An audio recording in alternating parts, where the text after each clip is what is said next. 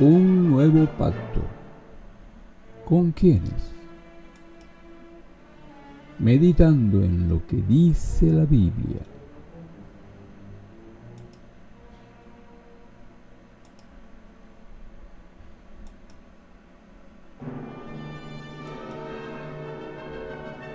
Hace alrededor de 3500 años, Dios hizo un pacto con la nación de Israel.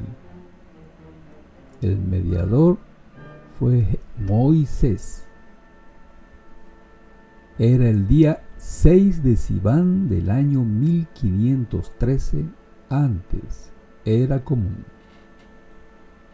Sin embargo, Dios puso fin a este pacto hace casi 2000 años.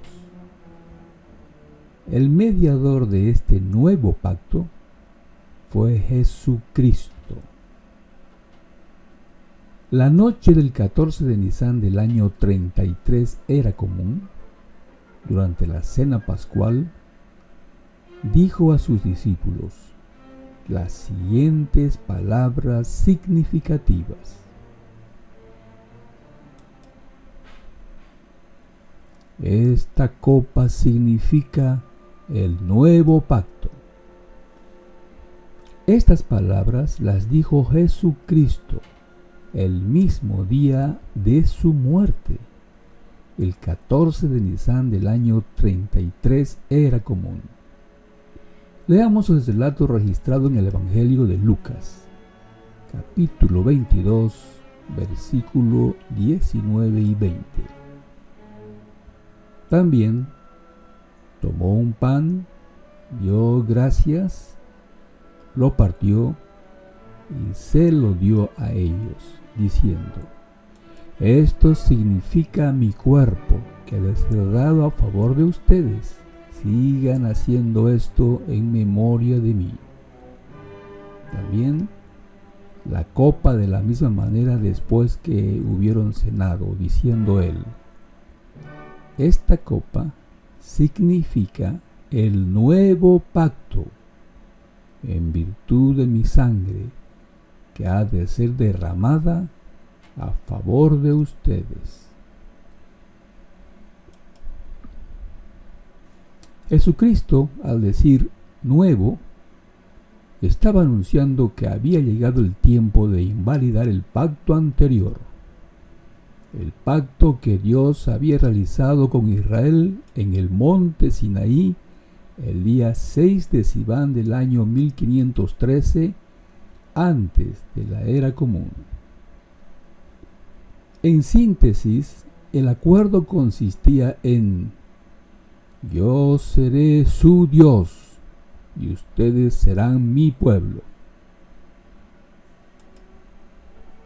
En la ilustración vemos el monte Sinaí y toda la nación de Israel, millones de personas para entrar en un pacto con Dios. El fin de este pacto se había anunciado siglos antes por el profeta Jeremías. Leamos Jeremías capítulo 31, versículo 31 al 34. Dice: mira, vienen días, es la expresión de Jehová, y ciertamente celebraré con la casa de Israel y con la casa de Judá un nuevo pacto. No uno como el pacto que celebré con sus antepasados en el día que los tomé de la mano para sacarlos de la tierra de Egipto, el cual pacto mío ellos mismos quebrantaron, aunque yo mismo los poseía como dueño marital. Es la expresión de Jehová. Porque este es el pacto que celebraré con la casa de Israel después de aquellos días. Es la expresión de Jehová. Ciertamente pondré mi ley dentro de ellos, y en su corazón la escribiré. y ciertamente llegaré a ser su Dios, y ellos mismos llegarán a ser mi pueblo. Y ya no enseñarán cada uno a su compañero y cada uno a su hermano, diciendo: conozcan a Jehová, porque todos ellos me conocerán, desde el menor de ellos aún hasta el mayor de ellos. Es la expresión de Jehová. Porque perdonaré su error y no me acordaré más de su pecado. Esta profecía se cumplió en el primer siglo, era común. Los términos del nuevo pacto, en síntesis, son los mismos. Yo seré su Dios y ustedes serán mi pueblo. Sin embargo, los cambios profundos se harían manifiesto claramente por Dios. Veamos algunos. 1. El mediador del nuevo pacto es Jesucristo. 2. El pueblo de Dios dejó de ser Israel. Su lugar lo ocupa una nueva nación, el Israel de Dios, la congregación de discípulos de Jesucristo. Por favor, compare con Mateo capítulo 21 y versículo 43, donde Jesús nos dice que Israel dejaría de ser el pueblo de Dios, el reino de Dios. Y en Gálatas 6:16, Pablo nos dice que la congregación cristiana es el Israel de Dios. 3. La ley está escrita por el Espíritu Santo en el corazón y en la mente del Israel de Dios.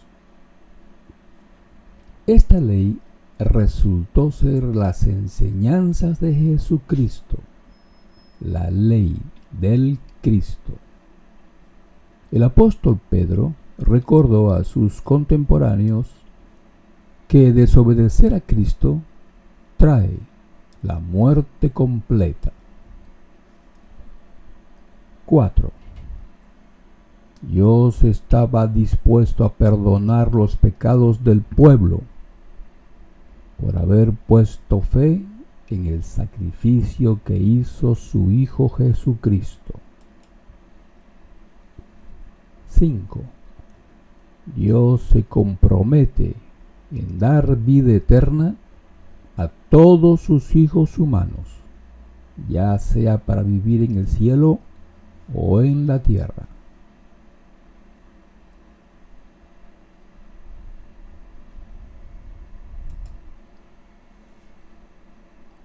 Se distorsiona la verdad. Estos claros conceptos del nuevo pacto, al correr los siglos, han sido distorsionados por el hombre del desafuero, el clero apóstata que gobierna las congregaciones. Veamos algunas de sus falsas enseñanzas. 1. Ningún pasaje de las Sagradas Escrituras cristianas dice que el creyente debe pagar un diezmo al pastor o a la dirección de la iglesia. 2. Ningún pasaje de las Santas Escrituras cristianas dice que el creyente está obligado a circuncidarse para ser admitido como seguidor de Jesucristo. 3.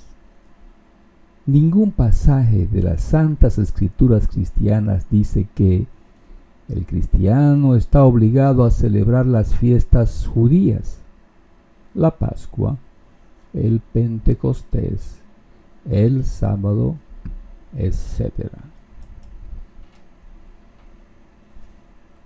4. Ningún pasaje de las Santas Escrituras cristianas dice que el cristiano está obligado a vestir cierto tipo especial de ropa que lo distinga como ministro de Cristo. 5.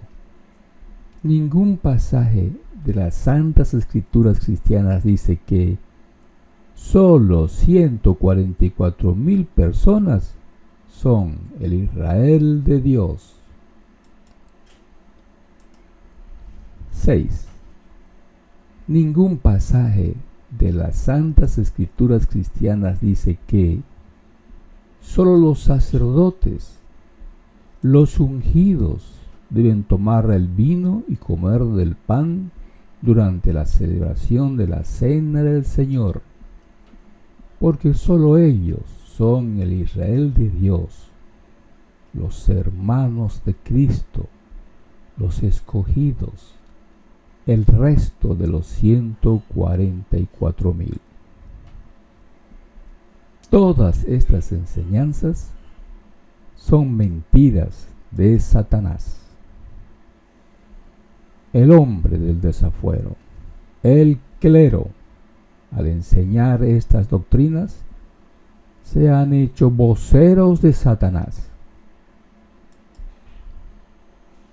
Vamos a leer la segunda carta del apóstol Pablo a los Tesalonicenses, capítulo 2, versículo 8 al 11, en diferentes traducciones.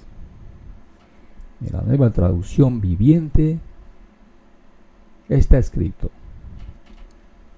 entonces, el hombre de anarquía será dado a conocer, pero el Señor Jesús lo matará con el soplo de su boca y lo destruirá con el esplendor de su venida. Este hombre vendrá a hacer la obra de Satanás, con poder y señales y milagros falsos. Se valdrá de toda clase de mentiras malignas para engañar a los que van rumbo a la destrucción, porque se niegan a amar y a aceptar la verdad que los salvaría. Por lo tanto, Dios hará que ellos sean engañados en gran manera y creerán esas mentiras. Ahora vamos a leer una nueva traducción, la Nueva Versión Internacional. El mismo pasaje, la segunda carta del apóstol Pablo a los Tesalonicenses, capítulo 2, versículo 8 al 11, dice: entonces se manifestará aquel malvado, a quien el Señor Jesús derrocará con el soplo de su boca y destruirá con el esplendor de su venida. El malvado vendrá por obra de Satanás, con toda clase de milagros, señales y prodigios falsos. Con toda perversidad engañará a los que se pierden por haberse negado a amar la verdad y así ser salvos. Por eso Dios permite que, por el poder del engaño, crean en la mentira. La traducción Nuevo Mundo lo tradujo así, el mismo pasaje: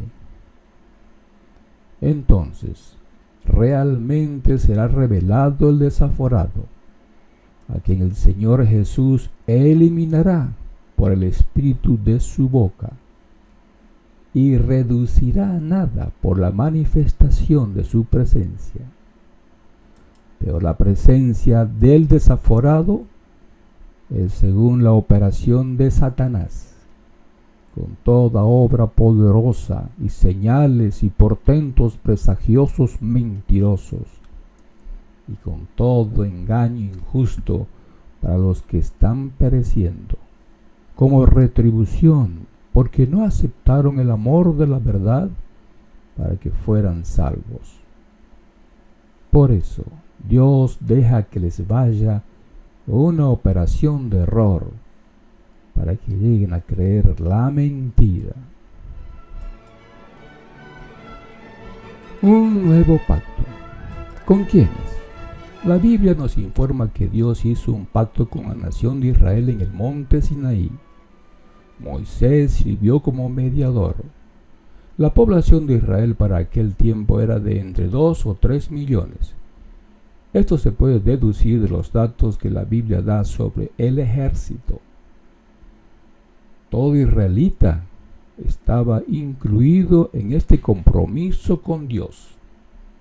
Todos se daban cuenta que eran el pueblo de Dios y que Jehová era su Dios. Ellos eran básicamente los términos del pacto. Por favor, compare con Éxodo capítulo 19 y capítulo 20.